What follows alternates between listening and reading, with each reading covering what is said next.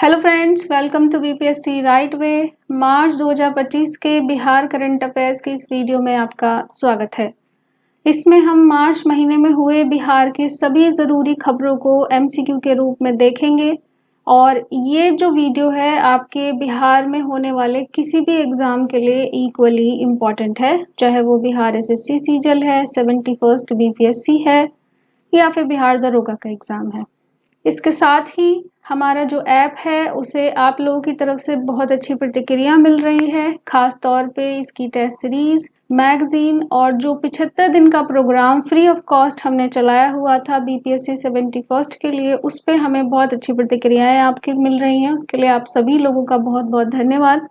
एक खास बात इस ऐप की हम ये बताना चाहते हैं कि यहाँ पर आपको जॉब्स अलर्ट रेगुलर प्रोवाइड कराए जाते हैं, जिसके लिए आपको कहीं पर भी भटकने की आवश्यकता नहीं है। साथ ही सारी न्यूज़ लगातार यहाँ पर अपडेट होती रहती हैं। तो ऑल इन वन ऐप हमने ये तैयार कराने का प्रयास किया है। आप अपने फीडबैक हम तक ज़रूर पहुँचाएँ।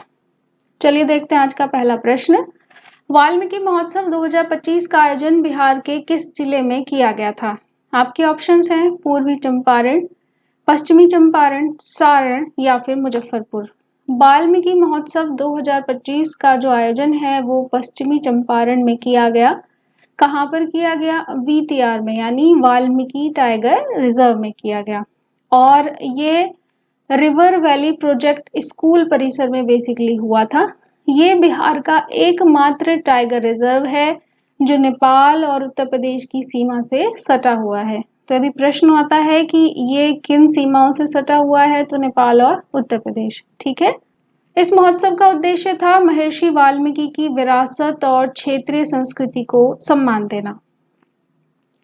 अगला प्रश्न बहुत ही इंपॉर्टेंट। प्रवासी श्रमिकों के लिए बिहार सरकार ने कौन सा ऐप लॉन्च किया है? ऑप्शंस हैं बिहार श्रमिक सुविधा ऐप, दूसरा है बिहार रोजगार साथी ऐप, तीसरा है बिहार प्रवासी कामगार ऐप और चौथा है बिहार श्रमिक सुरक्षा ऐप। इसका सही उत्तर हो जाएगा बिहार प्रवासी कामगार ऐप। ये 5 मार्च 2025 को प्रवासी श्रमिकों के कल्याण के लिए इस ऐप को लॉन्च किया गया। यह ऐप रोजगार, प्रशिक्षण, सरकारी योजनाएं और क्या क्या सामाजिक सुरक्षाएं श्रमिकों को दी जा रही हैं उसके बारे में जानकारी देने के लिए और श्रमिकों को इनसे जोड़ने के लिए बनाया गया है। क्या नाम है? बिहार प्रवासी कामगार ऐप। अगला प्रश्न है गवर्नमेंट डिजिटेक अवार्ड 2025 में बिहार को किन 2 पहलों के लिए स्वर्ण पुरस्कार मिला? पहला ऑप्शन है बिहार कृषि ऐप और स्मार्ट प्रीपेड मीटर, दूसरा है मुख्यमंत्री ग्राम संपर्क योजना और डिजिटल भूमि रिकॉर्ड, तीसरा है बिहार शिक्षा ऐप और ई हेल्थ कार्ड और चौथा है जल जीवन हरियाली और ऑनलाइन जाति प्रमाण पत्र। इसका सही उत्तर है बिहार कृषि ऐप और स्मार्ट प्रीपेड मीटर। नई दिल्ली में आयोजित हुआ गवर्नमेंट डिजिटेक अवार्ड्स 2025 में बिहार को एक तो बिहार कृषि ऐप, दूसरा स्मार्ट प्रीपेड मीटर के प्रभावी कार्यान्वयन के लिए स्वर्ण पुरस्कार मिला है। ये स्मार्ट प्रीपेड मीटर योजना बीएसपीएचसीएल के माध्यम से राज्य में लागू की गई है। कौन सा अवार्ड है? Government Digitek award 2025। मनरेगा क्रियान्वयन में बिहार राज्य में किस जिले को पहला स्थान मिला? ऑप्शंस हैं बांका, सिवान, नवादा या शिवहर। प्रश्न के हिसाब से जनवरी 2025 की रिपोर्ट के अनुसार मनरेगा के इम्प्लीमेंटेशन में नवादा पहले स्थान पर रहा, इसके बाद बांका और उसके बाद सिवान दूसरे और तीसरे स्थान पर रहे हैं। आप हमें कमेंट में बताएं कि मनरेगा की स्कीम को कब लागू किया गया था या फिर कौन सा अधिनियम इसके लिए लाया गया था। अगला प्रश्न है प्रथम सौर्य वेदनाम उत्सव का आयोजन बिहार के किस स्थान पर हुआ? बहुत ही महत्वपूर्ण प्रश्न है क्योंकि फर्स्ट टाइम ये हुआ है। ऑप्शन है पटना, गया, मोतिहारी या फिर भागलपुर। इसका सही उत्तर है मोतिहारी। 7 से 8 मार्च 2025 को कहाँ पर? पूर्वी चंपारण के मोतिहारी में पहला सौर्य वेदनाम उत्सव आयोजित किया गया। इसका उद्देश्य था सशस्त्र बलों को जनता से जोड़ना और युवाओं को सेना में सेवा देने के लिए प्रेरित करना। बहुत ही अच्छा ये उत्सव माना गया। अगला प्रश्न है विजय नारायण झा को स्वच्छता के क्षेत्र में उनके योगदान के लिए कौन सी उपाधि प्रदान की गई है? ऑप्शंस हैं डॉक्टर ऑफ फिलॉसफी, दूसरा है डॉक्टर ऑफ साइंस, तीसरा डॉक्टर ऑफ लिटरेचर और चौथा है डॉक्टर ऑफ सोशल वर्क। तो विजय नारायण झा, क्योंकि देखिए कुछ प्रश्न ऐसे होते हैं जिसमें बहुत अधिक सोचना नहीं होता, स्वच्छता एक सोशल वर्क है तो उन्हें डॉक्टर ऑफ सोशल वर्क की उपाधि दी गई। ये जो आयोजन था गोवा में पणजी में हुआ था। इसमें साउथ वेस्टर्न अमेरिकन यूनिवर्सिटी ने बिहार के विजय नारायण झा को डॉक्टर ऑफ सोशल वर्क की उपाधि दी। वे बेसिकली एनर्जी इंटरनेशनल संस्था के संस्थापक हैं और स्वच्छता के क्षेत्र में उन्होंने काफी उत्कृष्ट योगदान दिया है। नेशनल यूथ एथलेटिक्स चैंपियनशिप 2025 का आयोजन बिहार में कहाँ हुआ था? ऑप्शन है पाटलिपुत्र खेल परिसर में, दूसरा है मोइनुल हक स्टेडियम, या फिर गांधी मैदान में, या फिर मिठुन स्टेडियम में। तो नेशनल यूथ एथलेटिक्स चैंपियन 2025 का आयोजन पाटलिपुत्र खेल परिसर में हुआ। देश भर से 26 राज्यों के 350 से अधिक खिलाड़ियों ने इसमें भाग लिया। इनमें जो भी जीते उनका चयन एशियन अंडर 18 चैंपियनशिप के लिए किया गया था। अगला प्रश्न, बिहार इंडस्ट्रीज एसोसिएशन ने व्यापार और पर्यटन के लिए किस देश के साथ समझौता किया?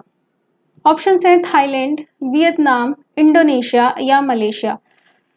बिहार इंडस्ट्रीज एसोसिएशन ने मार्च में बेसिकली 22 मार्च को एक एमओयू साइन किया और वो एमओयू इन्होंने वियतनाम के साथ साइन किया, Vietnam international entrepreneur networking club के साथ में, जिसमें कुछ चीज़ों पे बढ़ावा दिया जाएगा जैसे व्यापार, पर्यटन, उद्योग और तकनीकी सहयोग। अगला प्रश्न है, बिहार का पृथक प्रांत के रूप में गठन कब हुआ था? बिहार जीएस का क्वेश्चन है, मार्च इसकी डेट है इसलिए प्रश्न लिया गया है। पहला है 22 मार्च 1912, दूसरा है 24 मार्च 1912, तीसरा है 22 फरवरी 1912 और चौथा है 24 मार्च 1905। वीडियो पॉज करके पहले आप आंसर यहाँ पर कमेंट कर दीजिए, उसके बाद हम बताते हैं। तो इसका सही उत्तर है 22 मार्च 1912। यहाँ पर इस डेट को बंगाल से अलग कर दिया गया, बिहार को अलग प्रांत घोषित किया गया, इसलिए हर साल 22 मार्च को बिहार दिवस मनाया जाता है। 2025 में बिहार अपना 113वां स्थापना दिवस मना रहा था। अगला प्रश्न है, विश्व गौरैया दिवस पहली बार किस वर्ष मनाया गया था? ऑप्शन है 2007, 2010, 2011 या फिर 2005। तो विश्व गौरैया दिवस सबसे पहले मनाया गया 2010 में। क्यों? गौरैया की घटती संख्या को लेकर लोगों के बीच में जागरूकता फैलाने के लिए। हर साल मनाया जाता है कब? 20 मार्च को। और ये प्रश्न हमने इसलिए लिया है क्योंकि गौरैया को 2013 में बिहार का राजकीय पक्षी घोषित किया गया था। ठीक है, तो बिहार का राजकीय पक्षी कौन है? गौरैया। कब से? 2013 से। ये दिवस कब मनाया जाता है? 20 मार्च को। बिहार में कितने पैक्स में कृषि यंत्र बैंक स्थापित किए जाएंगे? 5000, 1000, 1500 या फिर 2000 में। बिहार के अंदर जो सहकारी समितियां होती हैं उनमें 1000 में कृषि यंत्र बैंक स्थापित किए जाएंगे। सहकारिता मंत्री प्रेम कुमार के अनुसार ये 1000 पैक्स में कृषि यंत्र बैंक, समझ रहे हैं कैसा बैंक? जिसमें कृषि के यंत्र होंगे। तो इसके तहत क्या होगा? किसानों को ट्रैक्टर है, थ्रेशर है, हार्वेस्टर है, ये सब चीजें किराए पर उपलब्ध कराई जाएंगी, रेंटेड मोड में। किसी को 1 दिन, 2 दिन, 4 दिन, हफ्ता, जैसे भी चाहिए। प्रधानमंत्री नरेंद्र मोदी ने मॉरिशस के राष्ट्रपति को बिहार के मखाना के साथ और क्या भेंट किया? ऑप्शंस हैं गंगा जल, मधुबनी पेंटिंग, दूसरा है खादी का वस्त्र, तीसरा है महाकुंभ का जल। तो इसका अर्थ महाकुंभ का जल है। वैसे तो देखिए राजनीतिक रूप से आने वाले जो बिहार के इलेक्शंस हैं उनको हाईलाइट करने के लिए ये बिहार का मखाना भेंट किया गया, बट हमारे लिए ये अच्छी बात है और प्रश्न यहाँ से बनना तय हो सकता है इस बार एग्जाम में। तो बिहार के मखाना पर जितना भी डाटा आपको मिले आप अच्छे से प्रिपेयर करके जाइए। किसको दिया था? मॉरिशस के राष्ट्रपति को। नाम क्या है उनका? उनका नाम है धर्म गोकुल। नाम भी अच्छे से याद रखिएगा। इनको गिफ्ट के तौर पर महाकुंभ का जल और बिहार का मखाना भेंट किया गया था। और साथ ही ये भी बता दीजिए कि मखाने को जीआई टैग कब मिला। बिहार सरकार ने किन भाषाओं की अकादमियों के एकीकरण की घोषणा की है? पहला है हिंदी, संस्कृत और उर्दू, दूसरा है मैथिली, मगही, भोजपुरी और बांग्ला, तीसरा है अंगिका, वज्जिका या पाली, चौथा है संथाली, डोगरी या कश्मीरी। तो किन किन भाषाओं की एकेडमी को कंसोलिडेट किया जाएगा, एक बनाया जाएगा, इंटीग्रेट किया जाएगा? इसका उत्तर है सेकंड, मैथिली, मगही, भोजपुरी और बांग्ला। शिक्षा मंत्री सुनील कुमार ने ये बताया है कि इनकी स्थिति उतनी सशक्त नहीं है, इसलिए इनका एकीकरण किया जाएगा और रिक्त पदों पर जो नियुक्ति है वो बीएसएससी के द्वारा की जाएगी।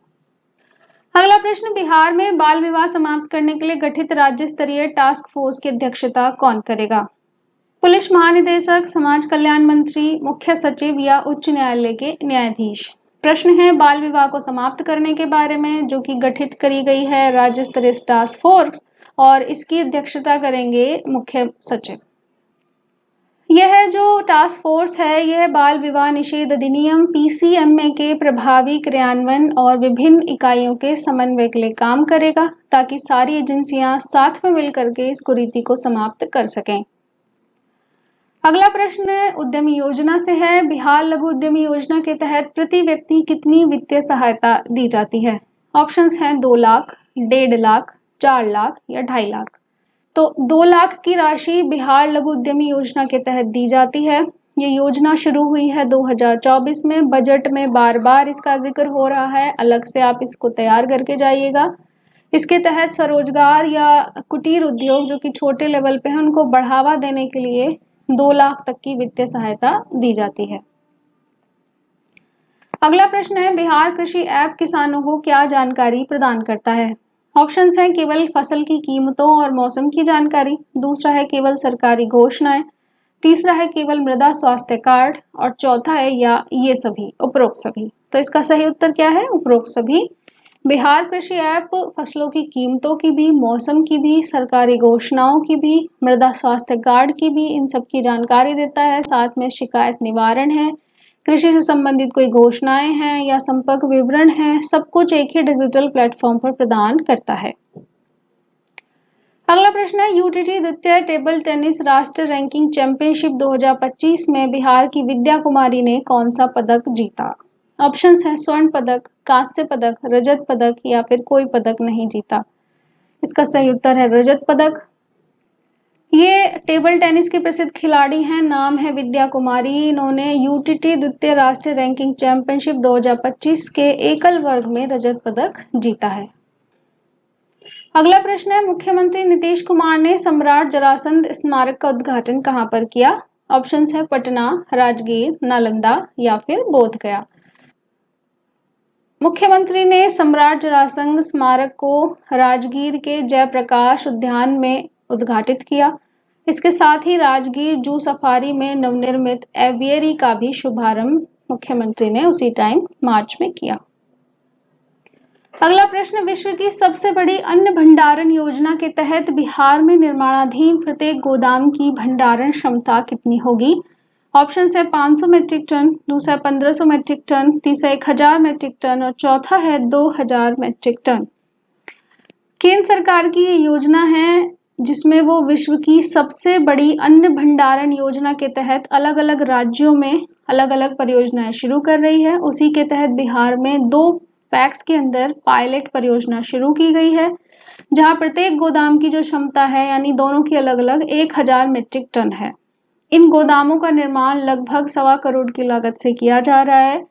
यह योजना सरकारी समितियों को सशक्त बनाने की दिशा में एक महत्वपूर्ण कदम है।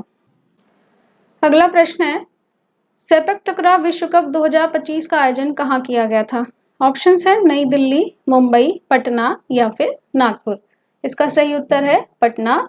सेपक टकरा बिहार के लिए बहुत ही इम्पोर्टेंट प्रश्न रहा। 20 से 25 मार्च 2025 तक पटना के कंकड़ बाग में स्थित पाटलिपुत्र इंडोर स्टेडियम में इसका आयोजन हुआ था। ठीक है। भारतीय पुरुष रेगू टीम ने इस विश्व कप के फाइनल में जापान को हराकर देश के लिए पहला स्वर्ण पदक भी जीता था। तो यहाँ पर दोनों चीजें इक्वली इम्पोर्टेंट हो जाती हैं कि एक तो ये पटना में हुआ, दूसरा भारत ने ही जीता, इसको स्वर्ण पदक जीता और किसको हराया? जापान को। ठीक, ये पहली बार है जब भारत ने सेपक टकरा विश्व कप में स्वर्ण पदक जीता है। अगला प्रश्न है, विधानमंडल में प्रस्तुत कैग की रिपोर्ट जो 31 मार्च 2022 को समाप्त हुए वित्तीय वर्ष से संबंधित है, उसमें किन कमियों को उजागर किया गया? तो देखिए, जो भारत के महालेखा एवं नियंत्रक परीक्षक हैं, ये उनकी रिपोर्ट के बारे में आपको जानकारी होगी। संवैधानिक संस्था है ये एक, और हर राज्य और केंद्र सरकार के लिए जो वित्तीय मामले हैं उन सब के लिए रिपोर्ट उजागर करती है। इनकी रिपोर्ट की डिटेल्स को आप अपने मेंस के एग्जाम में भी कोट कर सकते हैं। और प्रश्न उसी बारे में है कि बिहार में किन कमियों को इसने उजागर किया, कौन से फाइनेंशियल ईयर के लिए, 2021-22 के लिए, ठीक है, जो समाप्त हो गया मार्च 2022 में। तो पहला ऑप्शन है केवल स्वास्थ्य क्षेत्र में अनियमितताएं, दूसरा है शिक्षा और सड़क निर्माण में भ्रष्टाचार, तीसरा है कि केवल ग्रामीण विकास योजनाओं में खामियां निकाली, और चौथा है बिहार राज्य फसल सहायता योजना और राज्य के विश्वविद्यालयों में वित्तीय अनियमितताएं। इस प्रश्न का सही उत्तर है ऑप्शन नंबर 4। विधानमंडल में 25 मार्च 2025 को भारत के नियंत्रक और महालेखा परीक्षक की रिपोर्ट को प्रस्तुत किया गया था। इस रिपोर्ट में बताया गया कि मुख्य रूप से जो कमियां बताई गई खास तौर पे, वो बिहार राज्य फसल सहायता योजना और राज्य के विश्वविद्यालयों में फाइनेंशियल गड़बड़ियां चल रही हैं, उन कमियों को उजागर किया।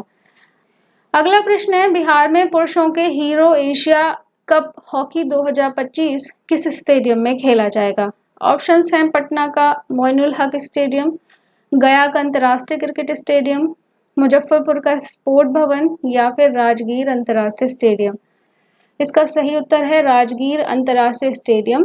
ये जो प्रतियोगिता है ये 29 अगस्त से 7 सितंबर तक होगी, ठीक है, और इसमें भारत और पाकिस्तान सहित एशिया की 8 टीमें हिस्सा लेंगी।